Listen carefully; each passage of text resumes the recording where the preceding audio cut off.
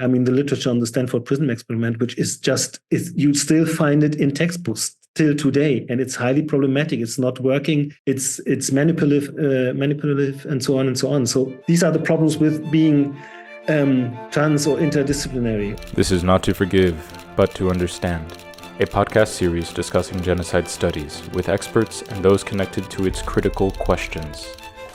I am Luis Gonzalez Aponte, co-host with Saba Karim. Christian Gudehus, presently faculty member at Ruhr Universität Bochum, was the former editor-in-chief of Genocide Studies and Prevention, the flagship journal of International Association of Genocide Scholars. That is when we cross paths. He is currently co-founder and senior editor, together with Pradeep Chakravarth, of Harm, a journal of hostility, aggression, repression, and malice. And we are here today to welcome him to the program. Thank you. And nice for having me. We have titled today's podcast, Changing How We Cite and Write, because we would like to principally focus on everything that you have to teach us about, the difficulties, the technicalities of good writing, let me just rephrase this. I think you have a lot to teach us in terms of the problems encountered often in good writing, and I'm sure that your insights will be very helpful to new and upcoming writers, but also existing writers in the field, because we have much to discuss about that. First of all, thank you for having me, and second of all, I don't know if teaching is the right word, but I have some suggestions and ideas, and maybe some people will take it up. So you often allude to the English-speaking world in your writing, as if the research and scholarly work produced from there is different from what you're exposed to. Would you care to elaborate?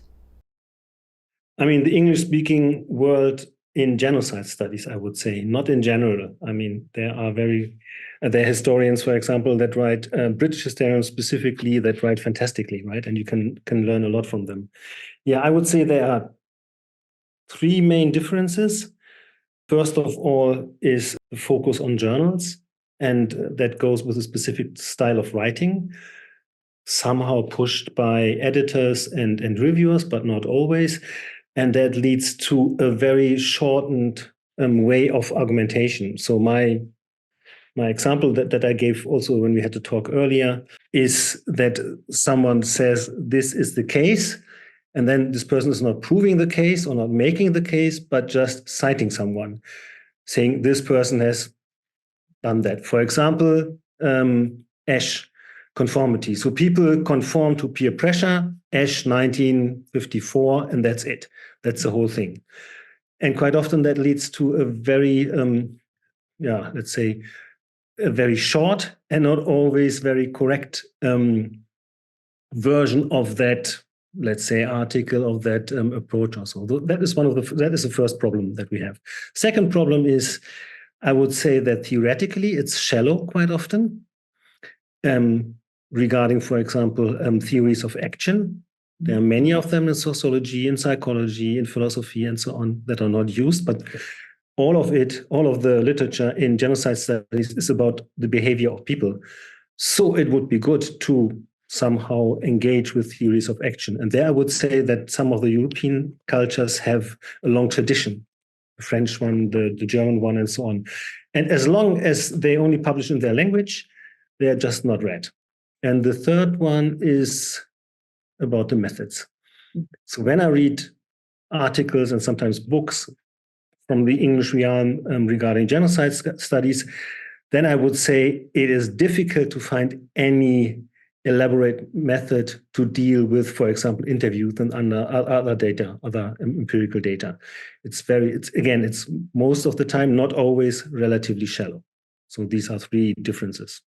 So I would like you to speak more about how you conceive shallowness to be in this case, because I think I'd like to hear more details about superficial ways of citing authorities, and how, I think you once talked to me, we discussed this before, how a certain authority may mention a main premise and then go on to dismiss it thereafter, but that's very often overlooked by writers and readers.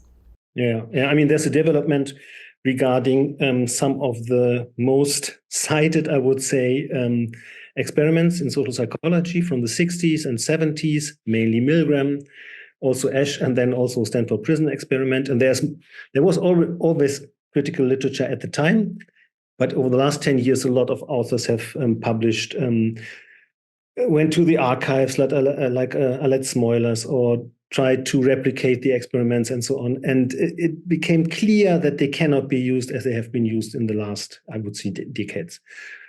Saying that Milgram proves that people following authority, that is just too simple. Or that Ash proves that people follow peer pressure. Because in the example of Ash is that actually most people in this experiment do not follow peer pressure. But that is ignored, or people don't know. I mean, that is the next point. I really don't know. Don't they read the full articles? Do they just read somewhere that Ash said something like this, or they look it up in Wikipedia or so? I really don't know. But or they read it and then they tend to ignore it. I don't know. That is difficult to say. But that is one of the problems, for example. I mean, that is my field, so I know a bit more about that field. But there are, of course, other fields that are dealt, I mean, like, for example, everything that has to do with genetics is, I would say, completely ignored in the field. And there's very good work by, for example, Robert Sapolsky in his book Behave, on what influence genes and so on have on human behavior. Also, he engages very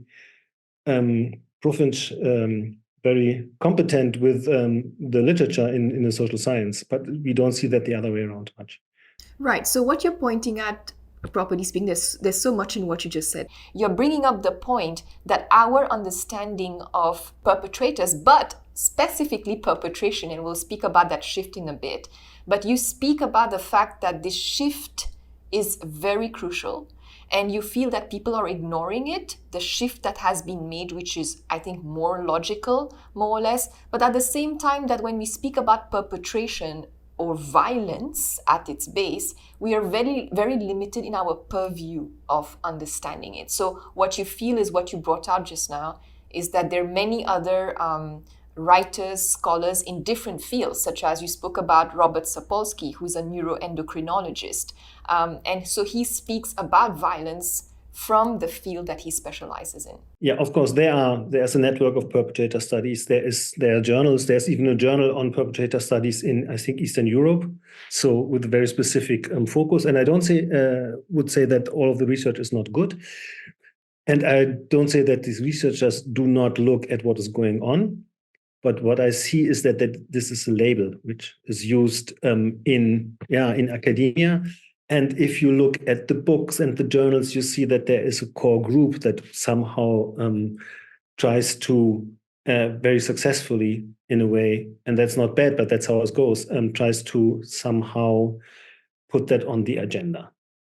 So you have conferences, you have a lot of aspects here.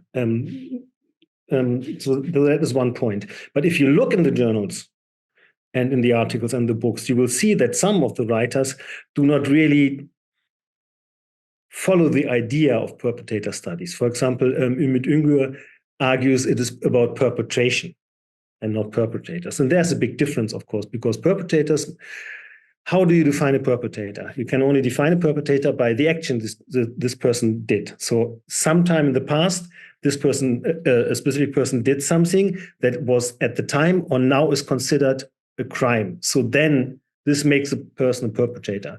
But that is very short, cited, because all we know is that this person maybe just in one instant took part in extreme violence, or maybe over a longer period. But there are many other aspects, right? So it makes more sense for me to look at the action and try to understand a specific context, a historical event, whatever. Could be a smaller situation, a massacre. It could be a bigger one, and then try to reconstruct what is going on, and not starting with the people that are perpetrators or victims also, because then the discussion starts, yeah, but the victim can also be a perpetrator, and so on and so on. And you don't have to do this discussion if you just focus on what is going on. Right. So what we've also discovered is that, for example, starting with just the framing or archetyping of the perpetrator par excellence is misleading because even the perpetrator intersects with other roles that are important in a not important, but which come up in any genocidal scenario. For example, the role of a survivor, the role of a rescuer. So there are constant intersections between the roles that a person takes up in any kind of scenario.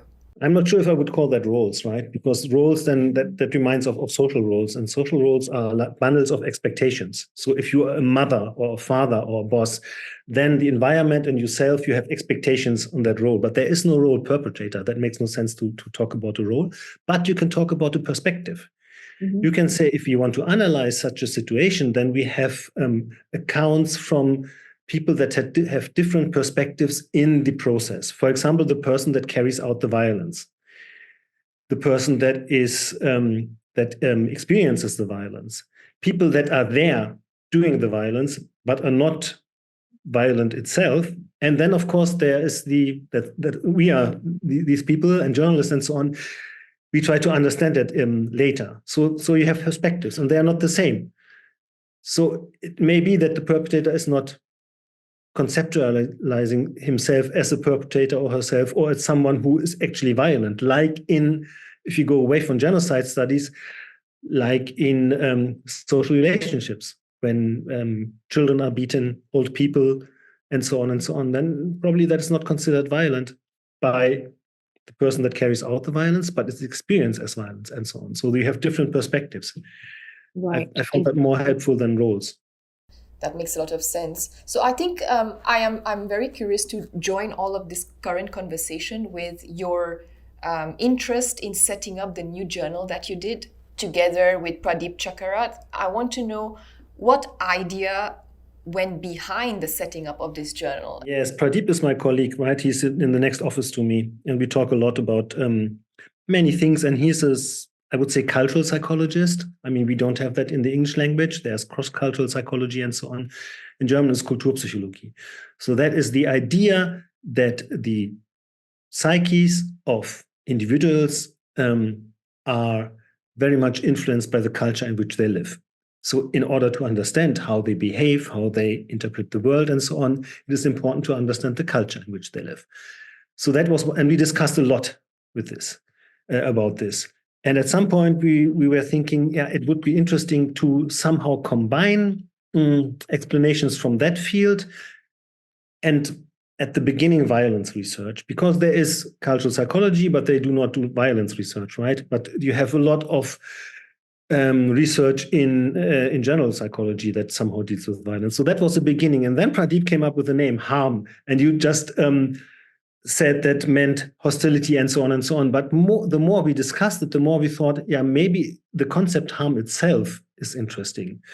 So that that our interest, and it's an experiment, our interest is that we started with the first article in which we just explained what we think harm means. And then we started to invite people, and now we have finished the first year.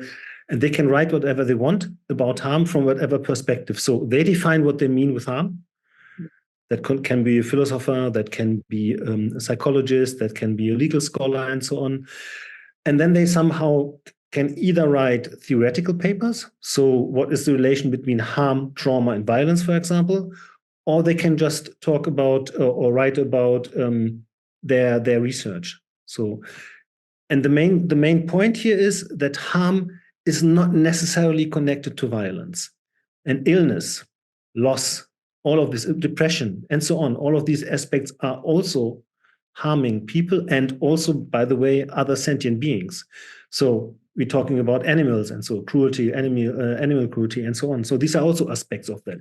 So the concept of genocide, there are articles, papers from time to time about genocide, but that's not the main point. So, and the idea is to explore the concept, because in most of the definitions, that's my final sentence on that, of genocide or violence, you have the concept of harm somehow.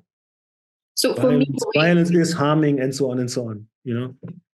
The way I looked at it, Christian, is I thought specifically when I came across this acronym that you chose, HARM, which stands for hostility, aggression, repression, and malice. The first thought I had was, Gregory Stanton's 10 stages of genocide. The first one speaks about in-group bias. And of course, I have read about how you think that term is also, that concept is also sort of like simplified about how societies operate. But I would like to say that in-group bias is definitely an element to not to exclude in the consideration of how a society may be led into becoming genocidal. So having said that, when I think of in-group bias at a very micro level, we're talking about exactly these elements of hostility, aggression, repression, and malice that begin at those seminal stages of a genocide. So I would actually subsume these micro elements of hostility, aggression, repression, and malice under that larger concept of in-group bias. And that's why I would personally feel that it's relevant to tackle problems at the roots, and that's where we should do it. We somehow left them the hostility and so on, and it's just mainly harm, because that is a bit of a difference, because with these other words, in our first article, we used other words. So there are other combinations possible. So the idea is that it is open to interpretation. That is the main point. In-group bias, yeah, but that is like you have a school shooter and then people say, yeah, he watched this or he played this very brutal video games. And then, yeah, like 100 million other people. And we all have in-group, we have biases.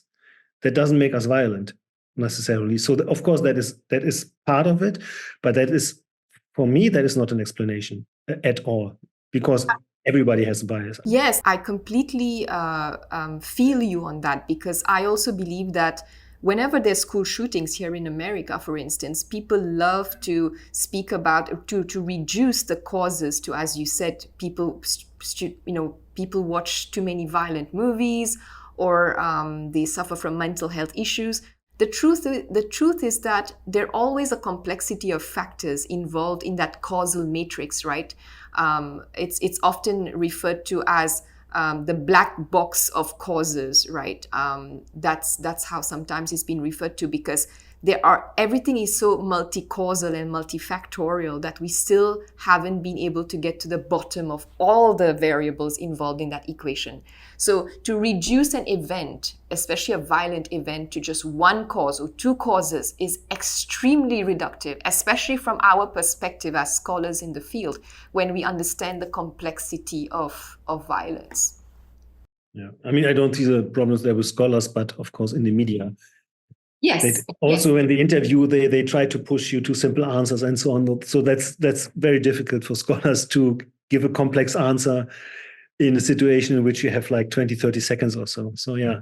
Yeah, I mean, this reminds me now, speaking of this subject of media and media influence, media pressure, I'd like to bring up something else that you referred to in your articles that I read, and which, I felt I was tickled by some of the remarks you made, because I thought they were refreshingly honest. Especially, I'm referring now to a certain terminology that we adopt as scholars, because we know, I mean, there is a game as well. We are part of the publishing industry. We all want tenure. Some of us who have tenure want to further our reputation, reinforce our reputation as scholars in the field, as authoritative scholars in the field.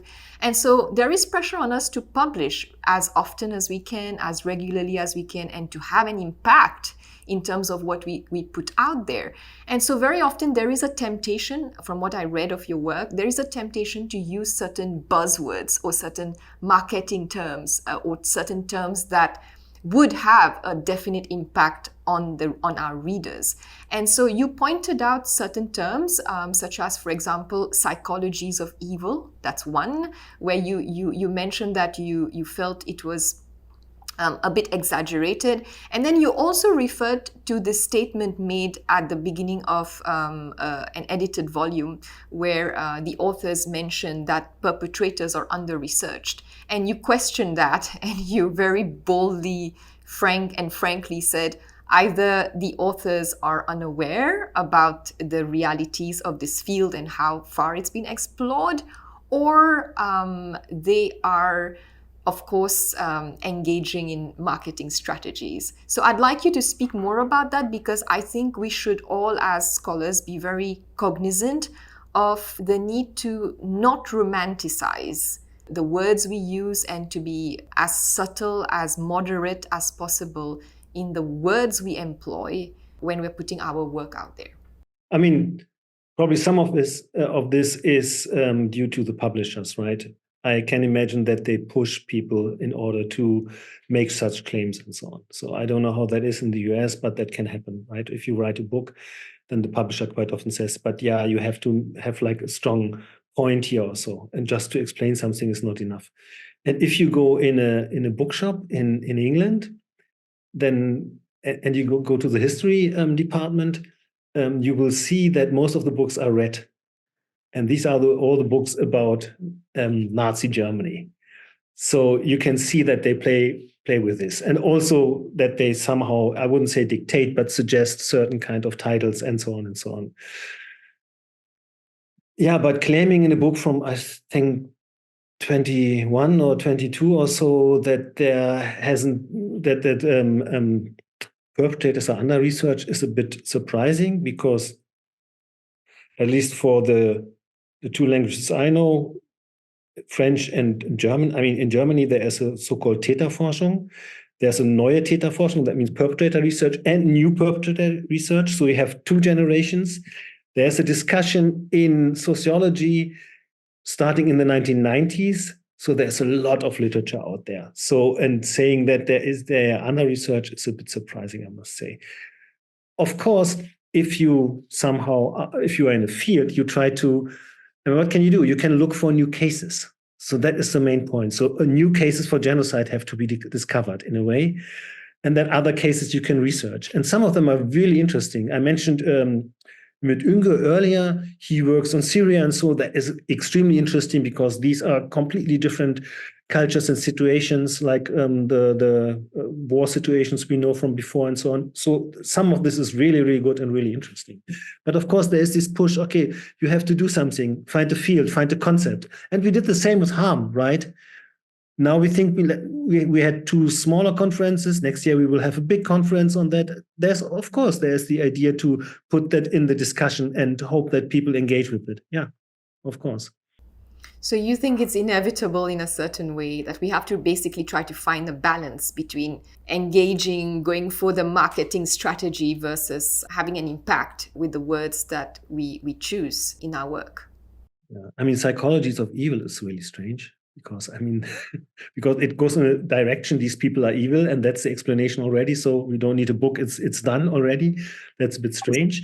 But then, for example, Shell Anderson, we mentioned him just briefly before, he wrote this article on cold genocide, and he coined the term, or used, I don't know if he coined it, but he used it, and it's cited a lot and used a lot. So that is, I think that's understandable. That's a good term. That's a good idea, to have a hot genocide and a cold genocide. Cold genocide, the idea is that it's not an outburst of violence, but the destruction of a society over a longer period, for example, and so on. So I think it's good to coin concepts and to see what goes on with them. What is the feel you have? And I'm curious about this as editor-in-chief of the Journal of Genocide Studies and Prevention. You were there for a few years, correct? Maybe 4 years, 5 years? I think 7. 7, right.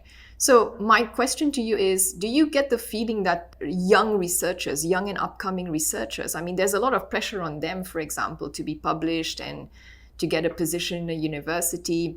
So do you feel that when, for example, they write on the subject of, say, perpetrators, do you feel that they're doing the job, they're doing the background reading, they're doing a review of literature properly, adequately? I mean, it's like everywhere, some do and some don't. I really don't know the US system, right? It seems that there's much more pressure on people than in some European countries when they do their PhD regarding publishing and so on and so on. Also regarding publishing in specific journals. One of the problems of Genocide Studies and Prevention was that if you're a sociologist, you will not publish in that journal, because you have to publish in one of the top 10 sociology journals, and you have to use sociology language and concepts and authors and so on. That is one of the problems. So there's this idea of interdisciplinarity, which is not working because you want to have then a position in the university.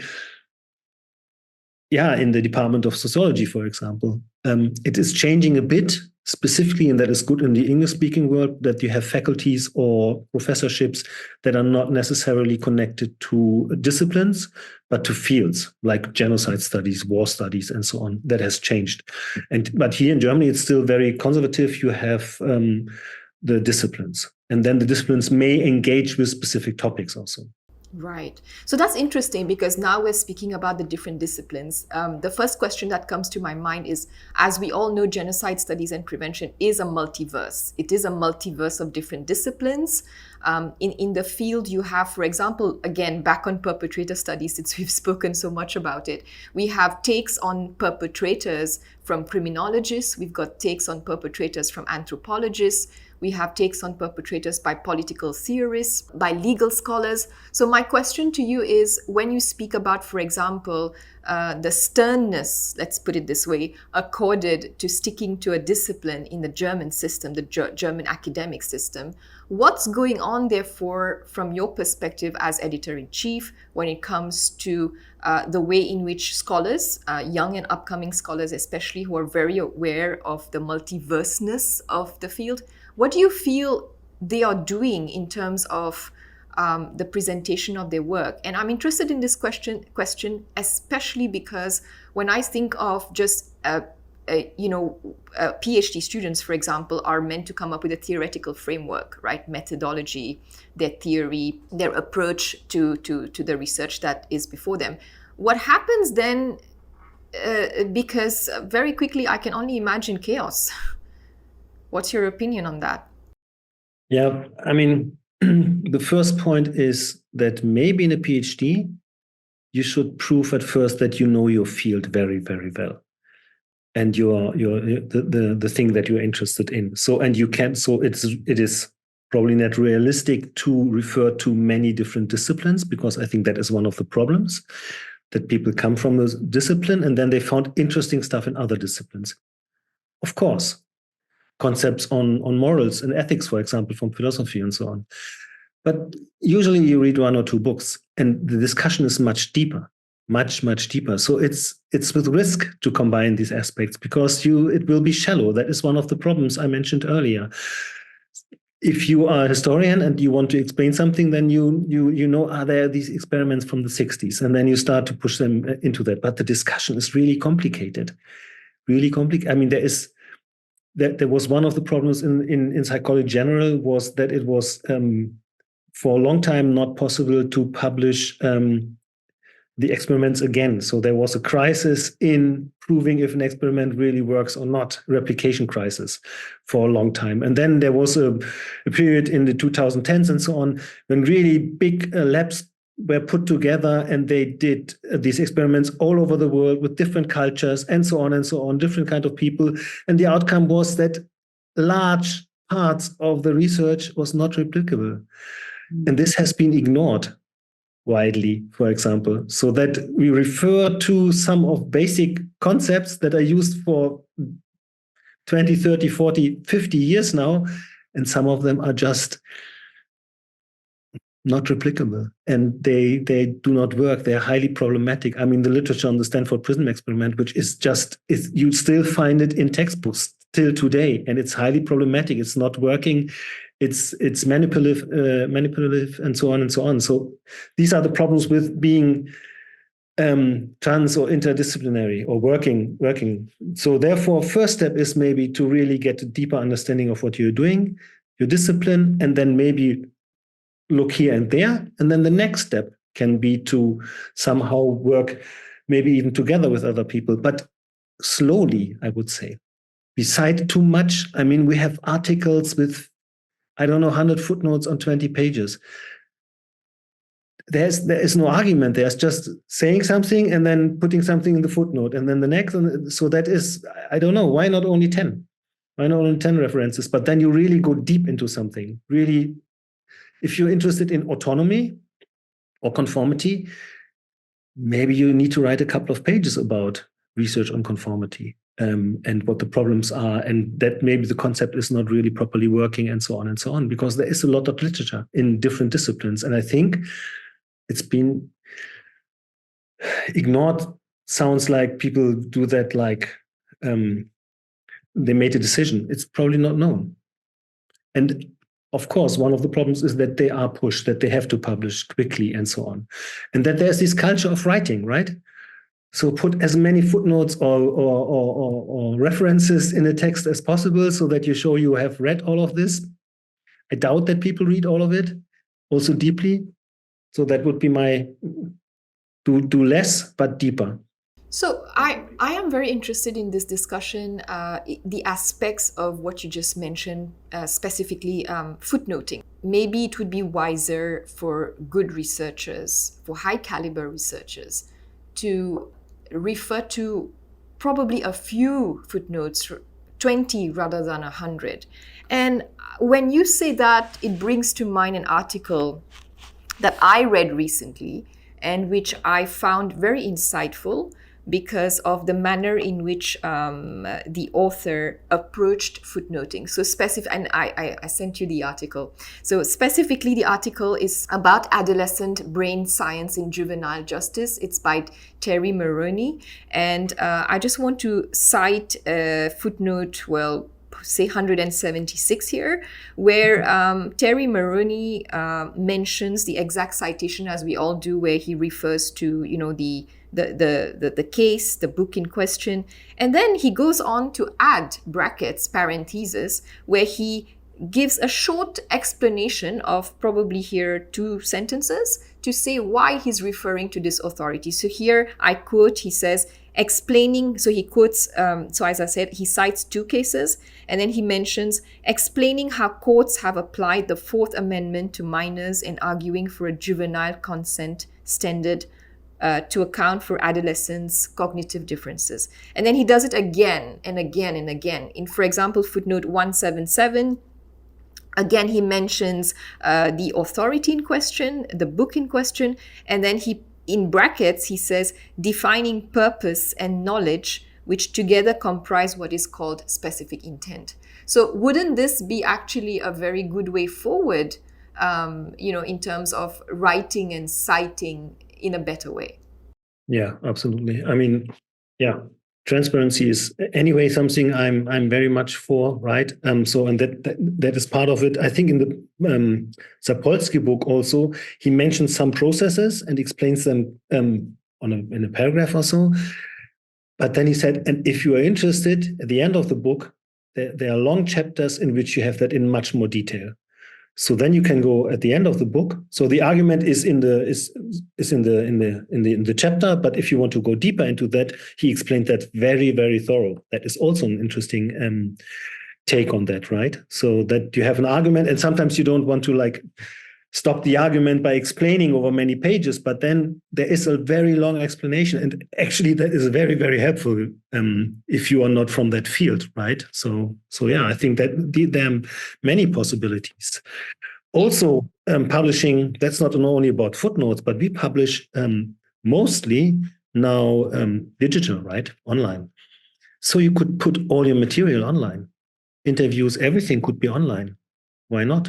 I do want to also discuss the research methods you have been very critical of in your writing, where you feel that, for example, when it comes to translation, there are some issues there. And I mentioned this specifically because, again, genocide studies and prevention is a field that is so broad that basically bears upon so many cultures across the world, because we're talking about exploring all the pockets of the world that are plagued with genocide. We're talking about dealing, therefore, with different cultures. And so, obviously, translation becomes a very important subject because most scholarly work is being produced by the Western world so far. And so, because the primary language is English, we're having to translate all of these concepts and ideas from that location where there is genocide to be understandable, to be digestible to us in the English-speaking world. So now, what are the issues you've encountered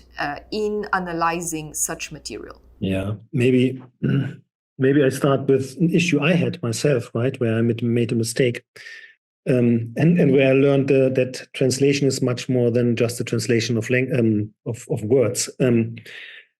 But first of all, translation. The role of the translator. That is something. I don't know what the translator is really doing in when they are mentioned in books, because usually it's a sentence or two. Sometimes a paragraph, but not more. We don't know anything about these people. We don't know anything about their qualification, their experience, but we also don't know what their role is, actually. If they took part in the analysis process, which I would always suggest to do that. And I even suggested in an article that they should be co-authors, maybe, if they play such a role, so that they're elevated in their status also. So that is one point. I have the impression that it's like the universal translator from Enterprise also, right? You have a translator and the person translates, but does not play any role in what is going on later. That is the impression you get from books or from articles. So I was in Dersim, which is an area in Turkey where Alidi people live.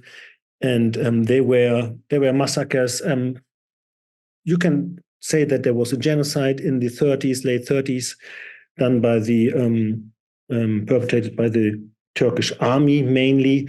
However, so we went around in this area, and there was a place. It was just a house, and that was a house of a famous person. And this person died in 1550. I looked it up again, right?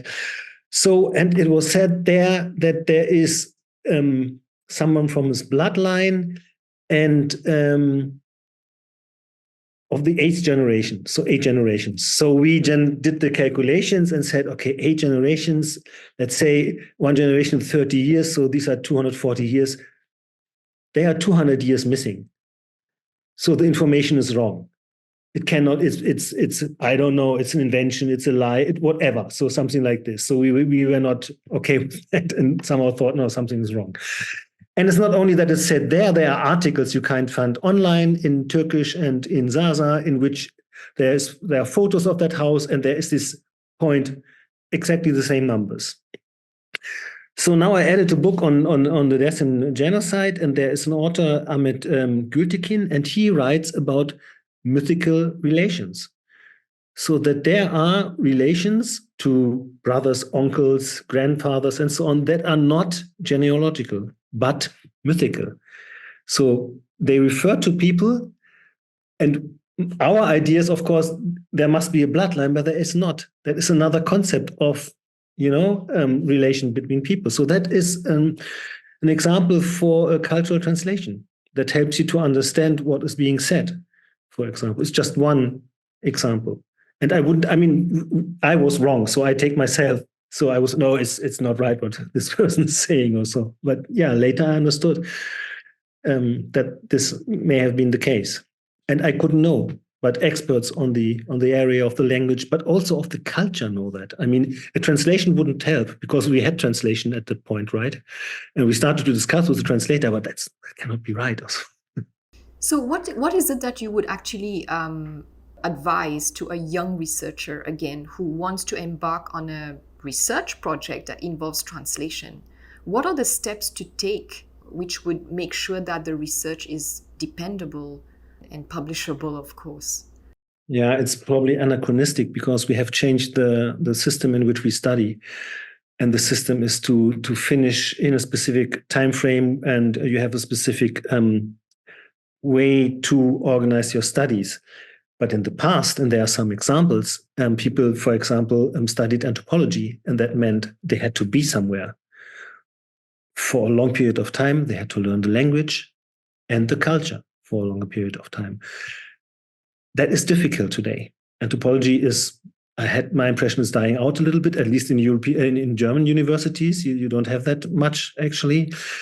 You have these small disciplines. I know a couple of people working on, let's say, Tibet and so on, right? And they lived there for years and not only learned the language, but lived there in temples and so on and so on. So they have a deeper understanding of what is going on by being part of that. And that, of course, is a bit difficult, right, to do that. But it's a difference from sending the next PhD students from whatever country to Rwanda or to Cambodia, and then they will find an agency or someone who knows someone, and then they did the 20th interview with people that were interviewed already, or they travel all over the world and do interview with completely different cultures with the same questions, and then somehow think, yeah, that gives us a deeper insight in their motivations by then relating them probably to some social scientific concepts that were created by doing experiments with 18 to 21-year-old psychology students in the 60s in the US or so. And then somehow everything is put together. I think that's not realistic. I'd like to say that, of course, you brought me on board on Genocide Studies and Prevention in 2020. And that was after I sent in an article that I had written. It was more of an essay about my experiences as a researcher visiting compulsively and obsessively, I must say, because I went there many times and I just wanted to experience it in every way possible. But I visited the Genocide Museum of Phnom Penh, and as well as the killing fields. And I wrote an essay called The Grey Zone regarding that. And that is when you had a look at the work and you brought me on board. You created a new column, a new section in Genocide Studies and Prevention called Arts and Literature. I'd like you to tell me a little bit more about what went behind that, because as I remember what I know today after having gathered a few more years of experience in the field, I know that, for example, Journal of Perpetrator Research has its own very unique idiosyncratic section called Reflection. And I know that the Journal of Genocide Research has its book forum section, which is, again, unique to it. And we have, I'm still with Genocide Studies and Prevention, I'm on the editorial board, we have the Arts and Literature section. So I think there is a trend here where all these scholarly journals are trying to, have something unique that defines them. And I'd like to know what prompted the decision behind setting up the Arts and Literature section. Yeah, I mean, it's very nice that you said that I invented that, but the idea came from Amy Fagan, and she for years wanted that we somehow have a section like this, but it's a bit difficult to set it up because you have just academic writers, right? And we had no criteria how to somehow, because we reviewed everything. We have all articles peer reviewed, and it was difficult to develop a review process and so on. But the idea was that there's much more to it than just academic writing. I mean, that's very simple. So it's another level of trying to, I wouldn't even say understand, but give a picture of what is going on. And that is not always open to a rigorous review process, because it's not about if all the facts are right or the literature is known or so. So that is, I would say that should be actually done more. I mean, IX is doing a lot in that direction on their conferences also. They have a lot of practitioners and artists there and so on. And I think for me, that's the most interesting part of these meetings, to be honest, because I can read what the others read, right? So then they give a lecture on what they wrote already. You can talk to them, but that's not necessarily new. But to get to know different kind of artworks or projects is much more interesting personally, I must say. And that is, by the way, also why I decided to do this other journal, because we do not have a fixed concept on how to deal with the articles. You can, if you want to have a reviewed article, which we then review and have external reviewers, but you can just also write a short piece on something that you find interesting, maybe just a concept, or you can write a very long article on a specific case also. And also you can come from different fields. And also I will have like students group, they work on 2 articles that come out sometime next year. So they really got deep into something and the quality was so good that I said, okay, why don't you try to write an article that comes then in the journal? So to be a little bit more open for different approaches and groups. And I wouldn't say that the quality, by the way, just to finish that the quality is necessarily a problem when you are much more open, because I remember in GSP, I was shocked at the beginning how many bad articles are sent in. And then I talked to other editors like Dirk Moses, and he said, yeah, that's how it is. 50% is just sometimes crazy or really badly researched and so on. And the other 50% is something you can start to work with also. That makes a lot of sense. I think what comes to mind here is how, of course, I write different styles. I do creative writing as well as scholarly writing. And I think what I've always, of course, felt is that each genre has its own, of course, requirements. And so you have to fit yourself into the strictures of that format for you to be published. Now, in academia specifically, of course, it has its own language, it has its own method. And I'm thinking specifically of, say, people who are eminent in their fields, such as Susan Sontag, who went on to become a brilliant essayist, where she started off as a scholar, but then she quickly branched out into writing essays because she felt that was a medium that allowed her to be as creative as possible and to write what she felt without having to meet the rigors of, say, scholarly writing. So I think definitely arts and literature offers the possibility for people, for researchers, for even non-researchers, to present material which is beyond as I said, the confines, the strictures dictated by scholarly literature. And that's what is, I think that's what I deem to be the main advantage of this section. In terms of creative writing strategies, we know that making work engaging and credible has more to do with mastering the right narrative strategies. The choice of words, for instance, ensuring smooth flowing sentences and discursive strategies in the presentation of arguments.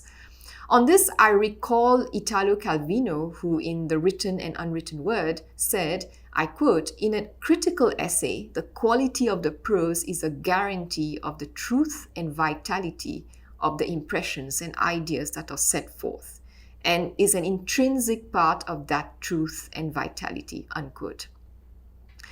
Do you think, Christian, many articles and scholarly work are getting published because of the recourse to aesthetic elements of successful narration rather than the vitality and cogency of the arguments therein?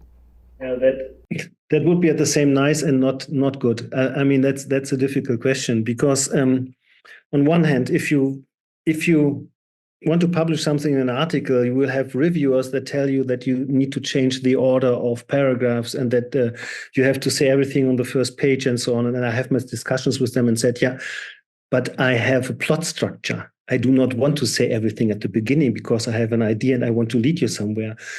So I don't know if that's better or worse, but the freedom you don't have in many of the journals because there's a very tight idea of how an academic argument has to be made in a journal. So that on one side. On the other side, it cannot be completely chaotic, right? So,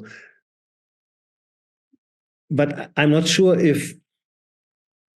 I mean, you can also write very good and make an argument, but there's not much like behind it, right? Just because you are very good with words. That's also the point. So for me, I would say scholarship is to risk something, also new ideas, not doing always the same, also use new concepts or just, even criticize old concepts a bit more. I mean, there's not really a debate going on. Everybody seems to say the same, more or less, focus on the same canon of authors and ideas and so on. So I think that's much more interesting. And then, of course, transparency, so that you put everything on the table. The best, also your material would be there. Also, if you do empirical work, a lot of things do not work out. People do not write about that in their articles. They only present the fantastic results, but that's not how it goes, actually.